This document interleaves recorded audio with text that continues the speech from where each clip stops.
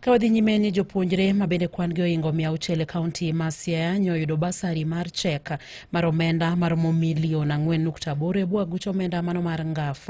Nyasi mabende notele gi jaod bura mar kaonti ma Siaya Laktar Ombaka bende nochiwe tenge 35 mag pi mabende nengo gi romo milion 2.1 makoro kelo kwan omenda manyochiw kanyo duto chopo milion 6.9. George Amolo ni giler mathoth kauke kaonti ma Siaya. Kano wuoyo e kinde manyo gichiwo muo mag basari go eko e nyasi manobagi Siaya National Polytechnic, County MP ma Siaya Dr.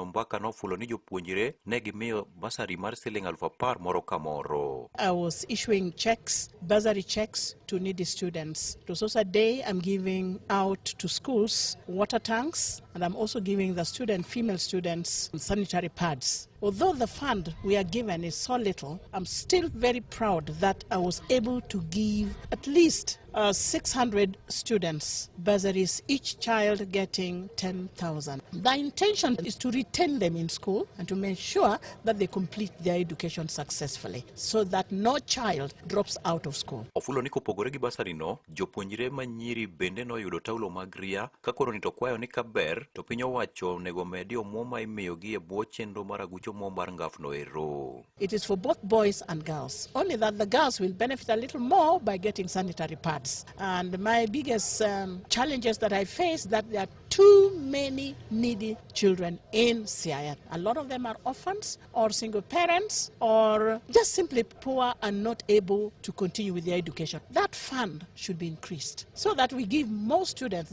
because I believe the government is very proud of educating its children. Magi wacho ka coordinator mochung'ne omenda mag NGAF no ero e kaunti ma Siaya Nancy Academy nofulo ni koweyo basari bende ne gichiwo tenge mag pi ne sikunde to kod kuonde tiegruoge mopogore opogore. We had 600 students today receiving bursary checks. We had 4.8 million Kenya shillings, which was given to all the students in Form 3, Form 4, and university, colleges, and tertiary institution. And also we were giving out 35 water tanks. In total, as NGAF, we have given 235 water tanks from the time of inception of National Government Affirmative Action Fund. The water tank, we spent 2.1 million Kenya shillings. Wendo modhiale nyasi no ne en Vice Chancellor mar mbalariany mag Great Lakes Ngire Hazel Miseda Mumbo manopuoyo chenro mosebedo kadhi nyime mar siro somb jopuonjre mochando no ero. Most of the people come from very poor homes in this region, and the efforts that have been made by the women representative cannot go